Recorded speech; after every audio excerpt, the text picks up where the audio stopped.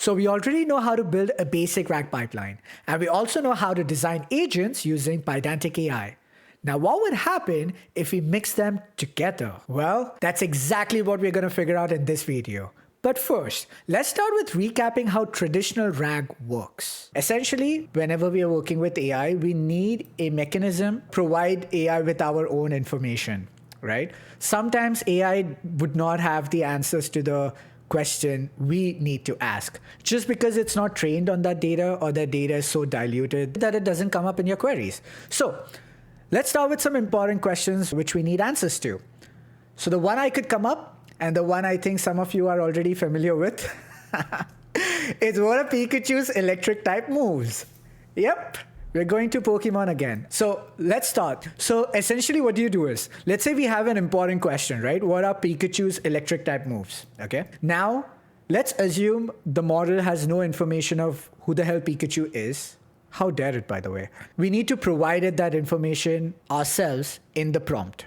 Okay. So whenever we're talking to the model, what we need to do is first create something known as the context. And that's what I'm doing here. So we start with the context, right? We say that, hey, I want to perform some vector search, and then I want to build a context object from that results. So we're basically going to a database and trying to get that information out. We prompt the model, but instead of just giving the user's query directly, like instead of taking this question and just giving it to the model directly, we are going to pass our context object alongside of the query. And then we're going to prompt the model accordingly. So, hey, carefully study the following context to answer the user's question. So now the model will not just have the question, but also the potential answer in the same prompt.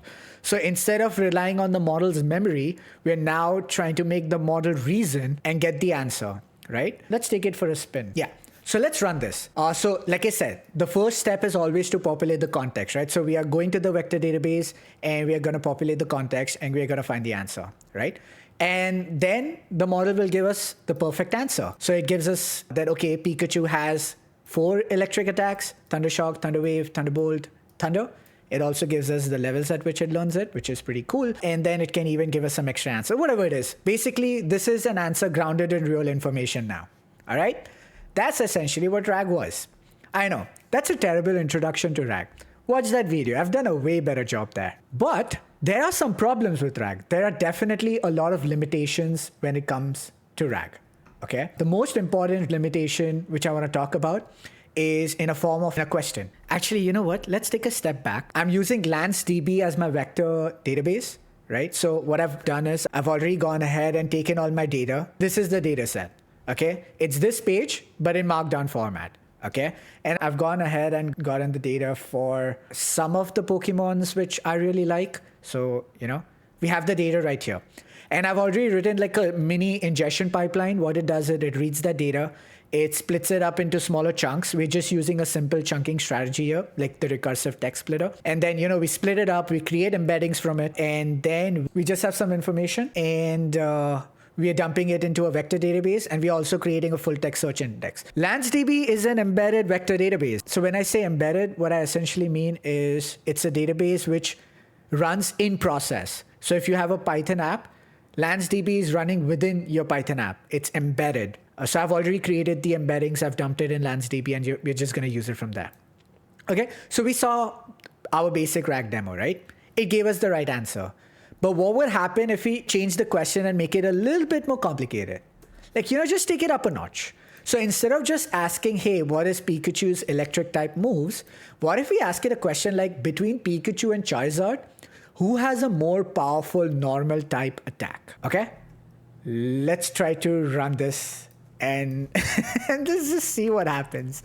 I'm not even sure if it's going to give us any coherent answer, but but I'm kind of curious to see how it works. But while that runs, the biggest problem we're going to have here is if you're doing vector search, right? And in my basic RAG, I'm doing a vector search, right? Vector search works on the semantic meaning of your chunks. So it's trying to see what chunks are kind of related to your input query. The problem in this query is there's a lot of meaning packed into one small sentence. We're talking about Pikachu's normal type attacks. We're talking about Charizard's normal type attack. And we are comparing the result of Pikachu's information and Charizard information and try to get like a consolidated answer out of this. So the point I'm trying to make is it is a little tricky to optimize RAG pipelines to get answers for such use cases. So based on the information provided, Charizard can learn various normal type attacks. So Charizard can learn these 2 attacks. But wait, what? It's not even talking about Pikachu. I mean, it's difficult to answer these questions in one shot, right? So like I was saying, eventually with traditional RAG, we eventually reach a point where we can no longer improve the performance of our retrieval pipeline. It just doesn't work, right? We can technically keep making it better. But like I said, eventually the law of diminishing returns just kicks in. So it's not worth the effort. It's not worth trying to make your traditional RAG pipelines better and trying to improve the quality, right? So we really need to go beyond the mindset of a typical RAG pipeline, and we need to start thinking in terms of workflows. So what do I mean by that? What do I mean by workflows? Let's head over to Excalibur. So in a traditional RAG pipeline, this is what we were doing, essentially. We started with a user's question, right? We started with a user's query. And what happened was we had some kind of a retrieval logic. That retrieval logic was nothing but a vector search, right? So we were essentially relying on a vector database to populate the context. So we get the query. From the query, we generate an embedding. We give the embedding to the vector database. The vector database will give us back, let's call it the vector database. Yeah, the vector database will give us back the relevant chunks, which are similar to the query. And then we essentially give it to our model. So we give it back to our LLM. The bottleneck in this pipeline, what we saw was that this process kind of failed us. This is where we got stuck. This process failed us.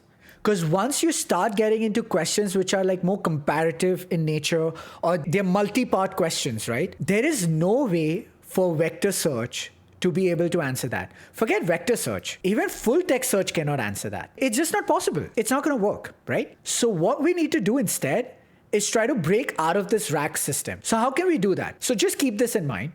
And let's try to build a solution. Let's forget about RAG. Let's forget about agents. Let's forget about everything. And let's just think about how can we solve this problem? How can we solve the problem of comparing Pikachu and Charizard? How can we do that, right?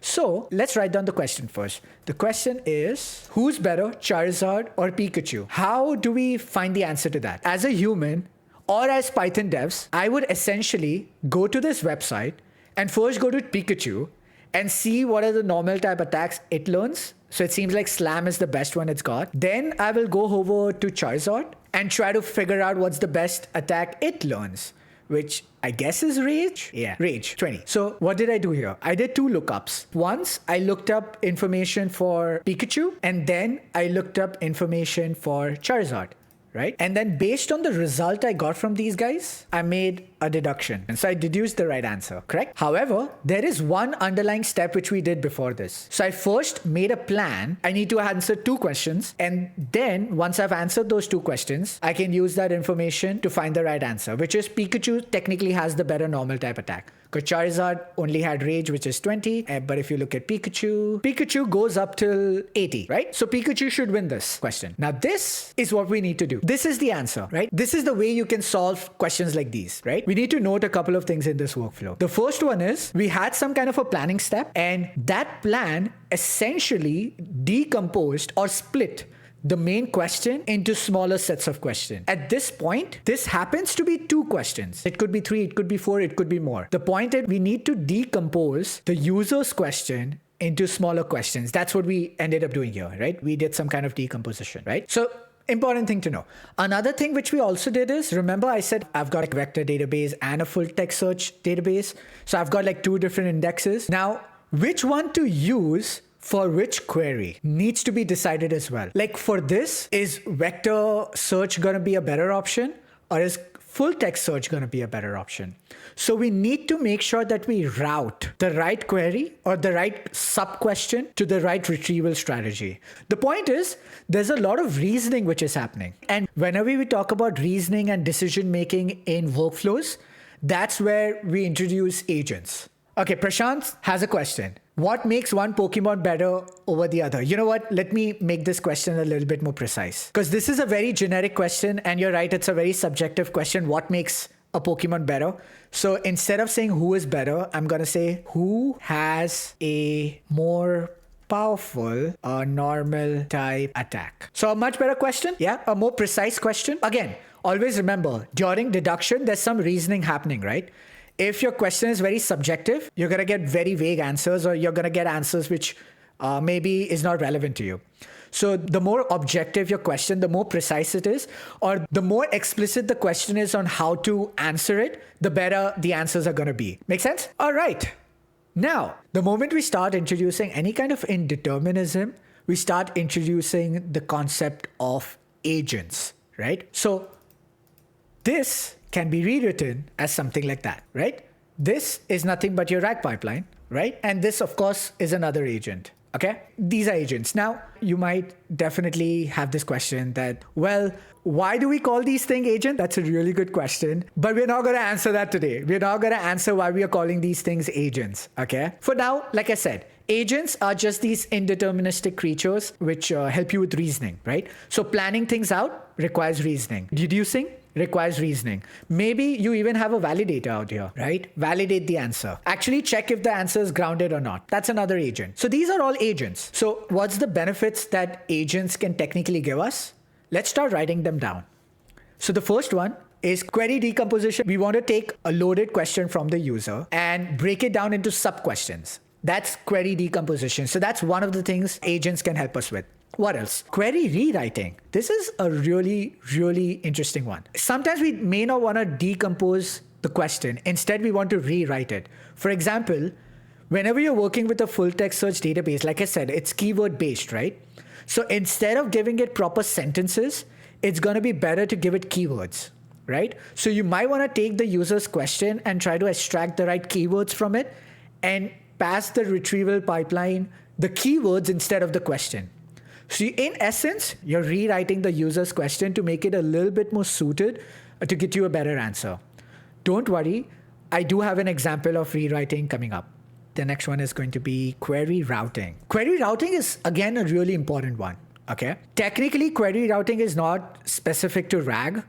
Actually, most of this is not specific to RAG. I just forgot something. Features, agents, bring to the table. Okay, what is query route? This is really important. There's no one pipeline or one retrieval pipeline which can solve all kind of questions. You will inevitably end up having multiple pipelines for different kinds of questions. Some questions might require agentic workflows. Some pipelines could be really simple lookups in a vector database, right? Being able to decide between which pipeline you want is a very important aspect you'll have to consider eventually. The moment people start expecting more and more questions from your RAG pipelines, you will inevitably require some kind of a routing logic to decide which pipeline to use and things like that. I think these are the major ones, but of course you could have more traditional use cases as well. Like, stuff we have been using agents for all this while, like guardrails, right? Making sure that the user's question doesn't have profanity or they're not trying to jailbreak something or things like that. So you could technically have an agent to do guardrails. Technically, you could even say a groundedness check or something like that. I mean, it could be very simple use cases. It could also be for enrichments, deductions, blah, blah, blah, blah, blah. Simple, basic reasoning stuff, right? So those are the advantage agents bring to the table. So now we know what we need to do. To solve a question like this, we need to get inside, we need to start introducing an agentic workflow. And in the Pydantic stream, we already spoke about how you can build workflows with Pydantic.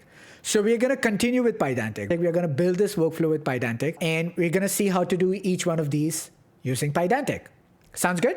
By the way, I go live every Tuesday to chat about all things Gen AI. We talk about AI agents, RAG, or any other questions that you might have. Just hop in and hang out. I'd love to see you there. Back to the video. We essentially figured this out. How would this agent look like when we talk Pydantic, okay? So any of you who's probably new to Pydantic, they've not seen it before, again, a video on Pydantic just went out and it talks about Pydantic in a lot more detail. We really get into depths of it. So for this one, we're just going to build on top of it, right? But a basic understanding of how Pydantic works, essentially you need to install PydanticAI as a library, and then it gives you this OpenAI model, right? So whenever you read the word OpenAI in my code base, don't think of it as literally OpenAI, okay? I'm an open source guy. I use open source models. Whatever we're going to achieve today is using cheap, off-the-shelf open source models. So if we actually are able to solve this question of, comparing different Pokemons together, we technically solved it using open source models, which would be amazing. That would be crazy. So this is essentially the driver. So we're using the OpenAI driver, and then we create an agent object. Right? In the agent object, we'll pass the model as is, and then we give it a system prompt. So here, essentially, I'm saying that, hey, you're a helpful AI assistant. Help me get the right information to answer the user's question. And then what we're doing is we are registering our RAG pipelines as tools. That's one way to do it. One way to make agents RAG capable is by registering your RAG pipeline as tools. So I've got two tools here. So one tool is perform similarity search. What it does is, it takes a query as the tool's parameter, and under the hood, it's essentially just calling your vector search function. What is vector search doing? It's connecting to LansDB, it's creating an embedding from your query, and then you basically do a vector search and get the result back.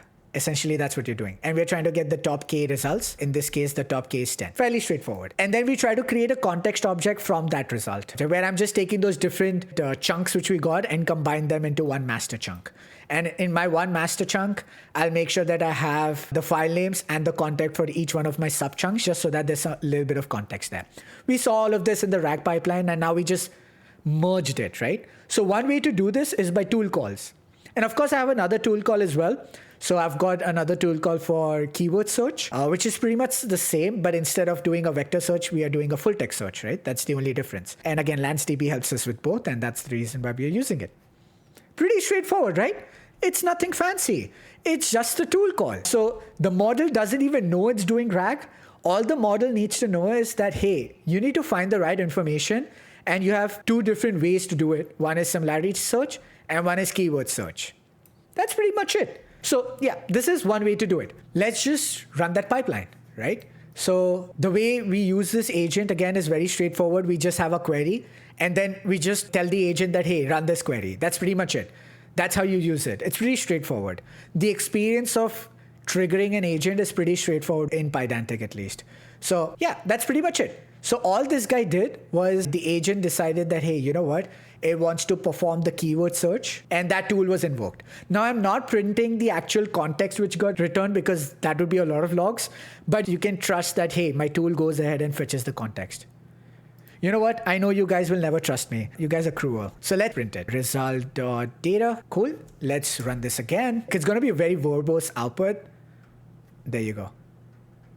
Super verbose. Sorry about that. Okay, it doesn't matter. This is like super verbose. I'm not going to the entire thing, but you see it, right? We're getting our chunks, and we're getting the file name, and we're also getting like the moves which Pikachu had and things like that. Again, technically, you decide the scope of the agent. So you could potentially decide that, hey, after getting the chunks, I want to go ahead and even extract the final answer from it. Okay? You decide the scope of the agent. For me, the scope of the agent right now is just going to be get the context back. Don't really use your head to find the right answer within that context. I don't want this agent to be doing it. Okay? Because if you think about it, it's going to be a separate model prompt anyways. So I would rather have a specialized system prompt to extract the relevant information, and a specialized system prompt to call the tool to, do it in a more efficient manner. Because I could have a smaller model to do the tool call, and I could have like a better model to find the right data within all that context, right? It's up to you. You could have one agent do both of them. I prefer having them as separate agents. Make sense? I hope you guys are with me here. That is one way to do it. Okay, you know what? I know some of you are thinking about this, that, hey, you're making an AI tool call, which means you're prompting the model before you can even touch the retrieval pipeline. Isn't this going to add latency? Yes, it is going to add a lot of latency. Using agents or using LLMs to do anything will add a considerable amount of latency. Now, I will say that there are a lot of vendors which are working on making models even faster, which is great.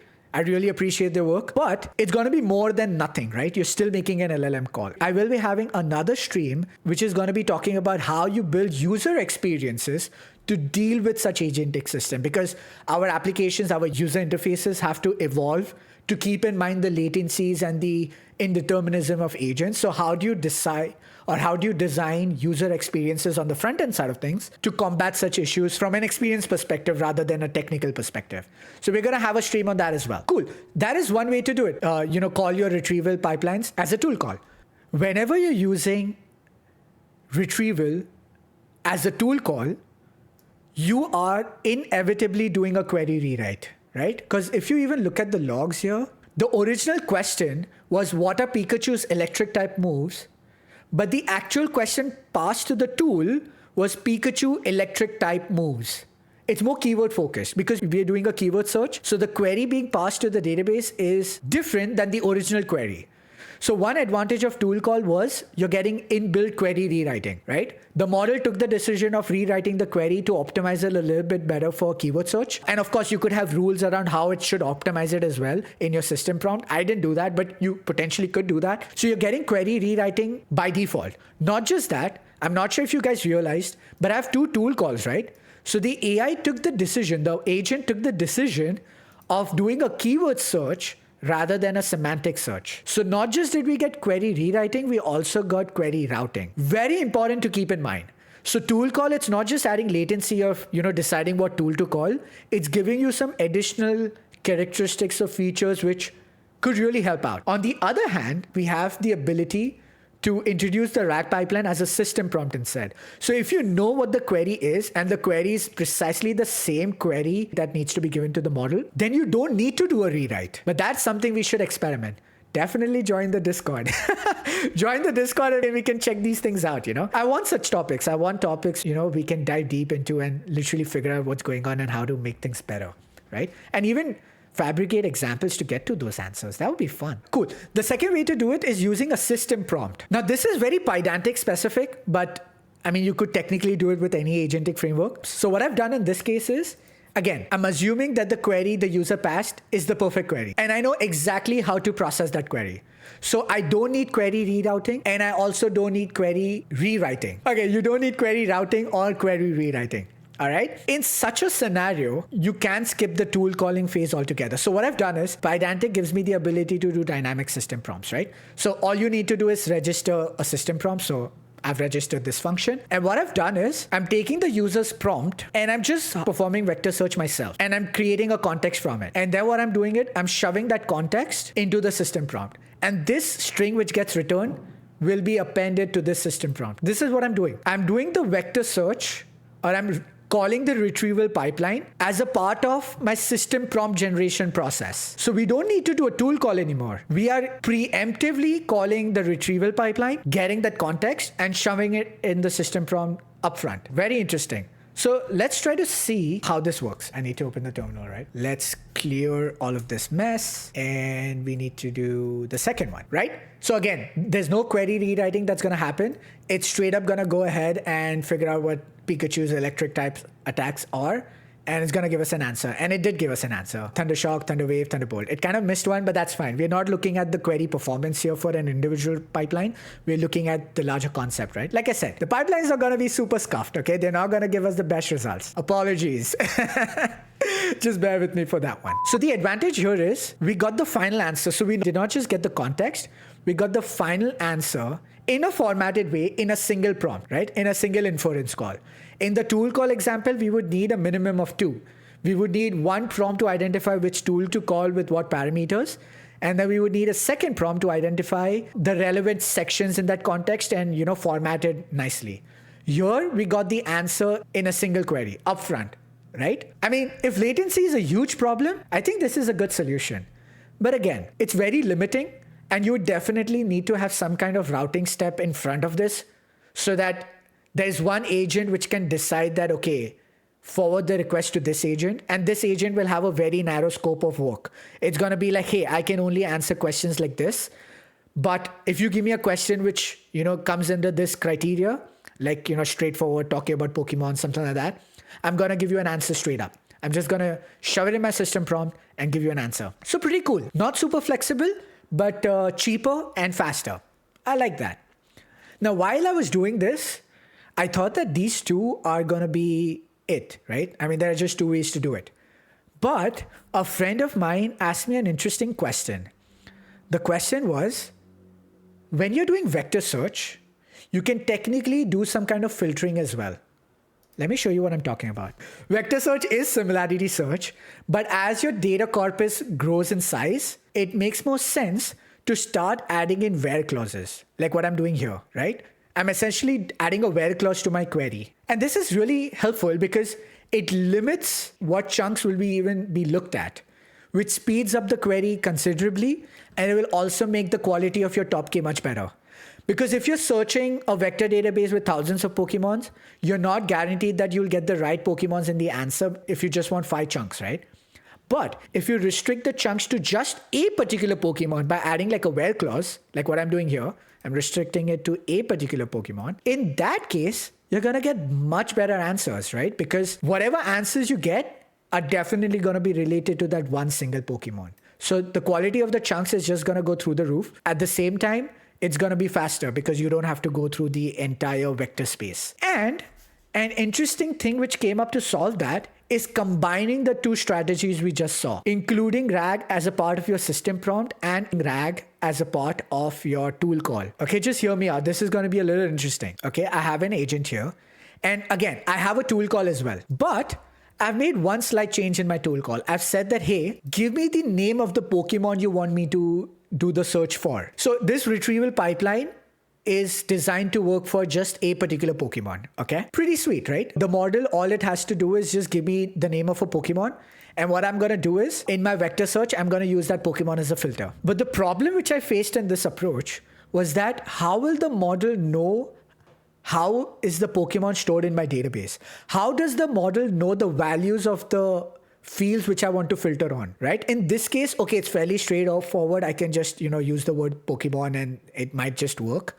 But wouldn't it be great if there was a better way to identify what are the values or what is the complete set of values which we can filter on, and then tell the model that, hey, you know what? I have this filter called Pokemon, and this is the valid set of Pokemons which you can filter on. That would be amazing, right? And to do that, I included a dynamic system prompt. What I did in this dynamic system prompt is do another query. Now, this is technically not a retrieval query. This is not doing a vector search. Think of this as a structured query. This is a structured query, which is getting me the list of Pokemons which are available, right? And essentially, I'm taking the list of Pokemons and I'm appending it to the system prompt. So what I'm doing now is I'm saying that, hey, I've got 2 tools. One can do the similarity search and one can do a full text search, okay, or a keyword-based search. Call these tools. But you have this filter called Pokemon with you, so you can use a filter as well. And by the way, the possible list of Pokemons that you can use is in here, is in this list. I mean, this was kind of like a revelation for me. It might be really obvious for you, but I have a feeling that, this was a very interesting way to tell the model that, hey, these are the possible filter values I have. This approach falls apart if you have an entire database of anime, Pokemon, movie, and more. Exactly, yes.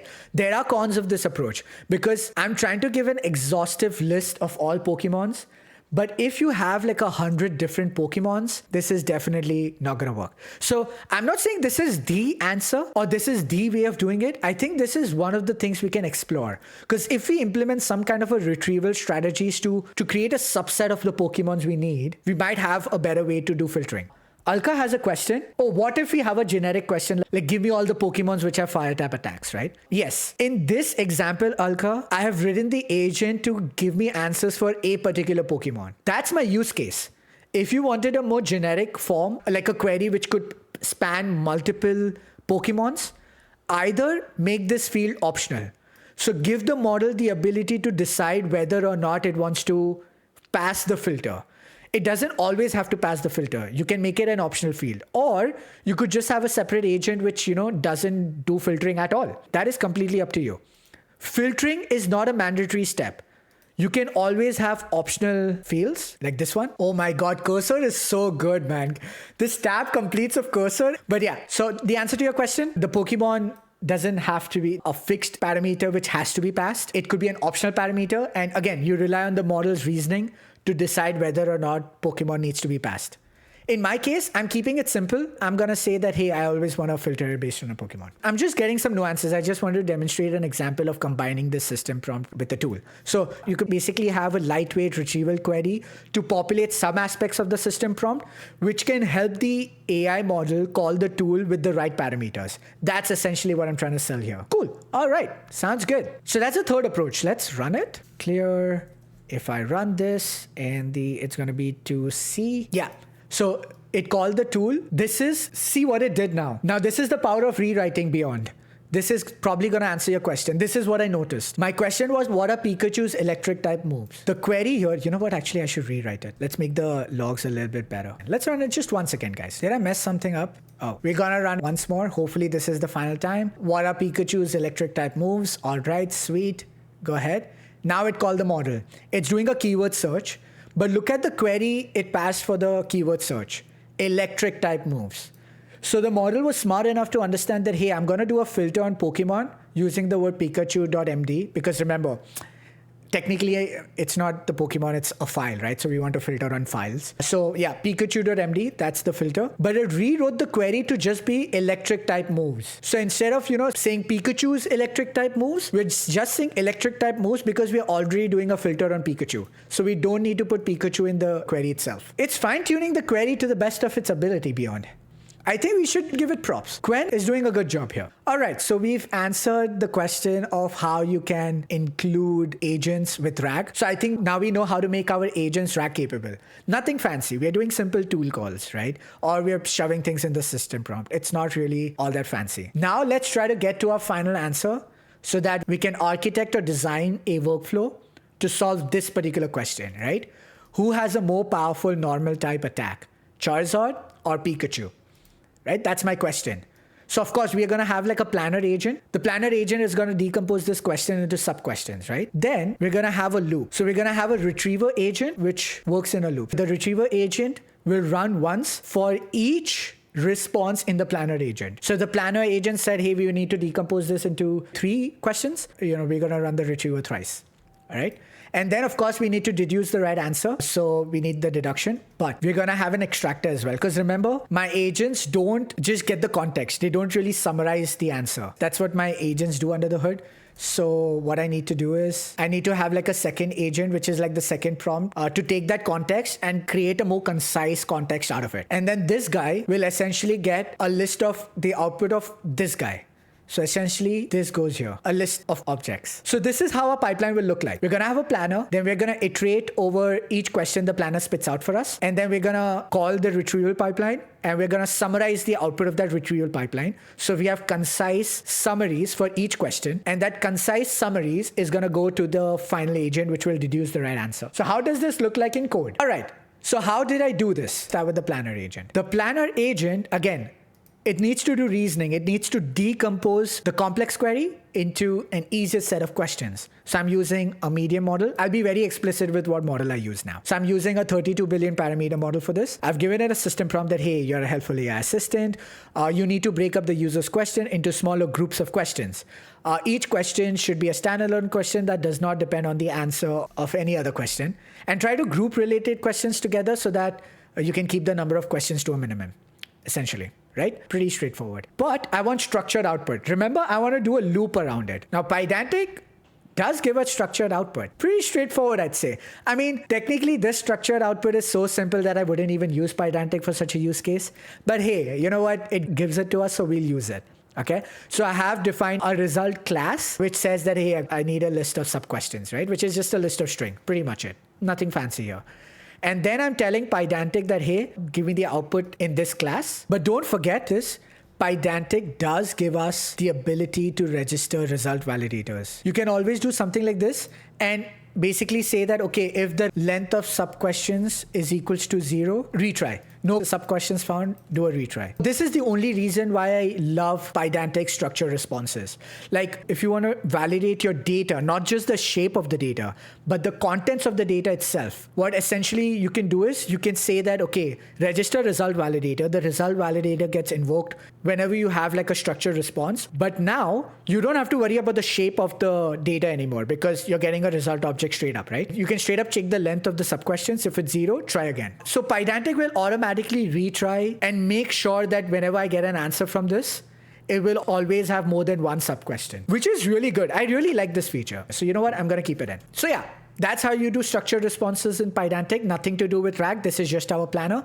So at this point, we'll have a sub-questions. Now, the next thing we need to do is the retriever. Retriever, we've already seen this. It's the same agent, and I have a dynamic system prompt which gets the names of the Pokemons, right? And then I've got two tools, one tool for similarity search and the other tool for a keyword-based search, right? So we've already seen the retriever tool. We're using the combined version, right? We're using system prompts and we're using tool calling. But because my agent doesn't summarize the result, we'll need some kind of an extractor or some kind of a summarizer, right? Again, very straightforward. This is just an LLM call. All I'm saying is that, hey, give a good answer to the user's question. But again, this is not the user's question. This is technically the sub-question which the planner came up with. But the model doesn't need to know it's not the user's question, right? For the model, the sub-question is the user's question. So I'm saying that, hey, just summarize this question for me. Pretty straightforward. Nothing fancy going on here. The last thing we need to do is the deducer. Cool, we'll call it finalizer. Again, finalizer is not doing anything much. Just give me an answer. Now let's look at how we can build the workflow. So I'm starting with my query. My query is between Pikachu and Charizard, who has a more powerful normal type attack? Maybe there are typos, maybe there are grammatical errors, it doesn't matter. Now, we're going to pass it to the planner agent because the planner agent is going to decompose this query into sub-questions. And because our planner agent had that result validator, we can be rest assured that sub-questions is definitely going to be a list of string. As you can see, my LSP or whatever Python uses, it's telling me that, hey, this is type. Sub-questions will always be a list of string and it will have at least one sub-question. Because remember, we have this result validator right here. So once you have that in place, we have a list of sub-questions. Now we get into the loop. For every sub-question, we are going to get the context. And we're using another agent for this. Technically, if you could pass the sub-question directly to the retrieval pipeline, you don't need to use an agent. But like I said, I want to use the query rewriting capabilities. I want to use the query routing capabilities, right? I've got two pipelines, one powered by full text search, one powered by vector search.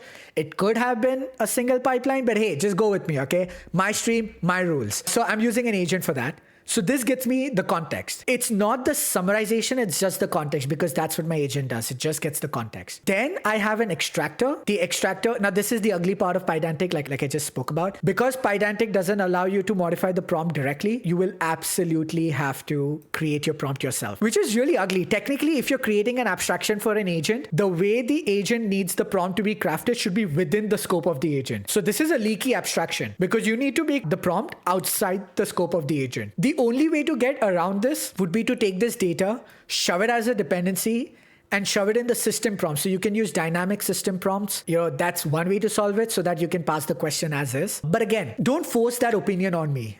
I would really like to control where I want to shove the context. And in my models, what I've noticed is Quen works better. Llama 3.1 works better if you pass the context as a part of the user prompt rather than the system prompt. And because of Pydantic, the only way to do this is by having a leaky abstraction, which is so annoying. I think they have some kind of an issue to allow you to modify the user prompt, but hey, you know what? It is what it is.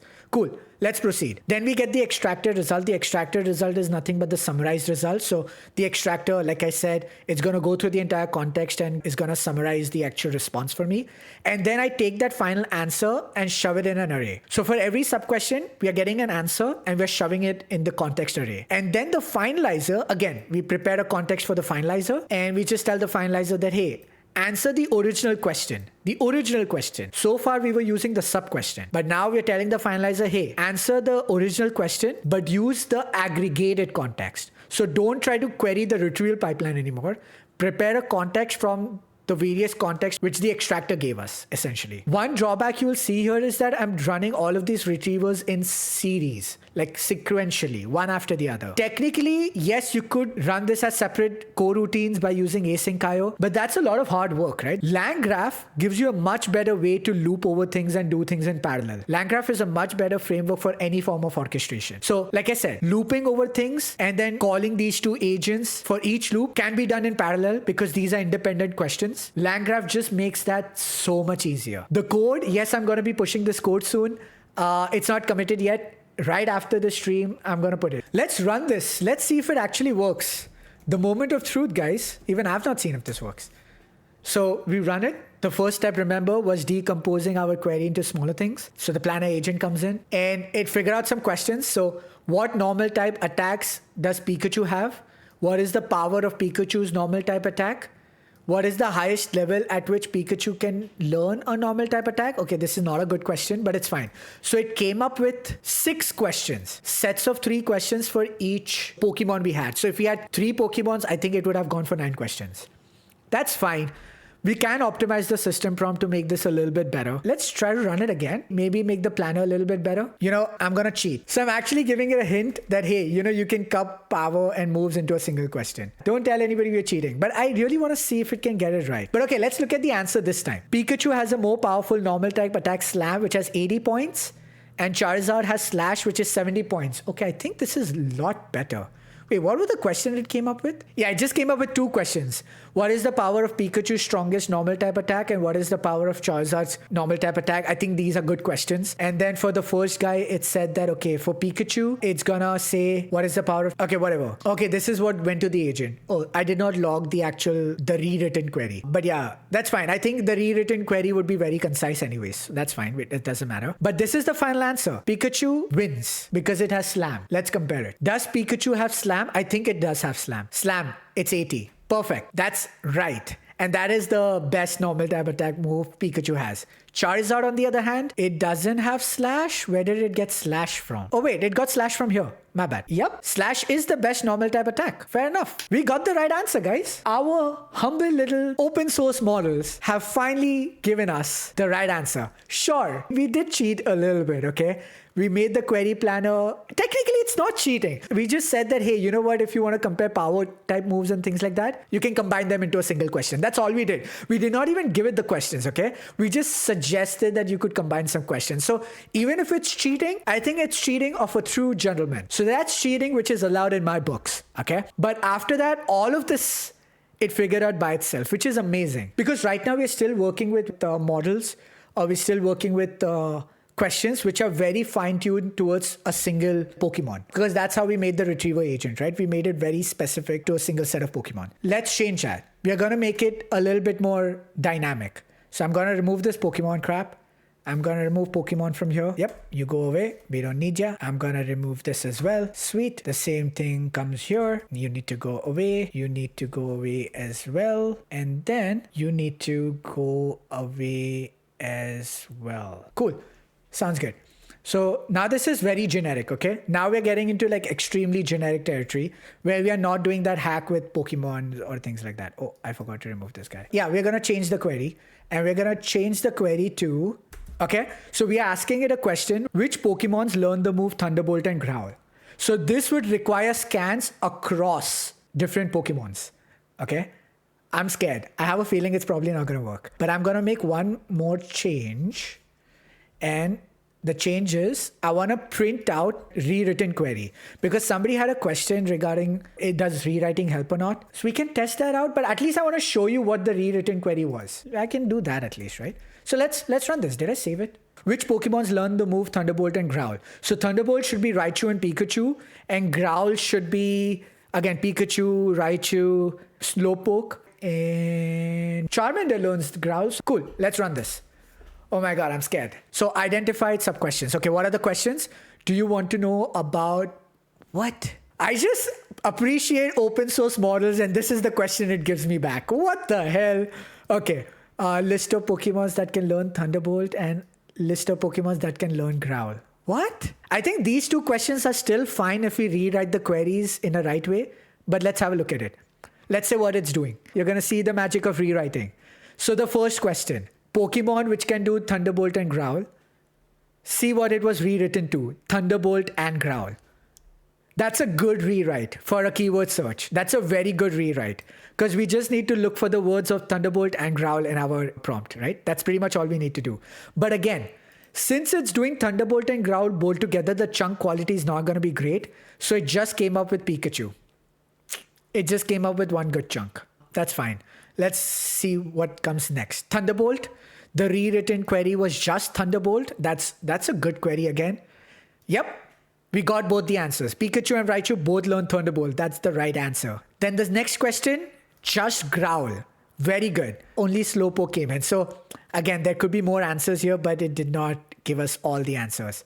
So Thunderbolt, but these are not Pokemons, buddy. Open source models have just let me down here. For some reason, it thinks Ruby and Sapphire are different Pokemons. They're not Pokemons.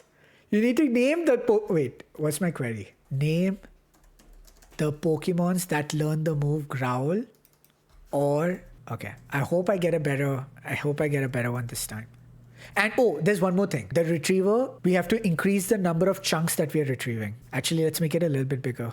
I'm not sure if this will work, but let's get more chunks, because if you're trying to like read multiple chunks in the response, you'll have to increase the top K, right? My top K was just 3, which is 2 less. So let's run this again. I just hope I don't run out of context memory. Don't blame the model, blame the prompt. Or blame the top K. The top K wasn't good. We had just 3 top K, which is not good. Okay, so these are 2 good questions. Which Pokemon can learn Thunderbolt, which can learn Growl? Good questions, fair enough. Then the first search was just for the word Thunderbolt. We got Pikachu and Raichu as the answer. That's good. That's really good. These are the 2 Pokemons we care about. Then we go for the next question, which is which Pokemons can learn the move Growl. It rewrote it to just Growl. So keyword search on just the word Growl is definitely going to give you good answers. And there you go. We're getting better answers already. We got Slowpoke, we got Pikachu, and we got Charizard. That's good. Not exhaustive, but good. I think if we would have increased the top K furthermore, we would have gotten better answers. I think, but I'm running out of context size, so I'm going to keep the top K to 7. Or increasing the top K to 20, but having a re-ranker, I think that would be even better.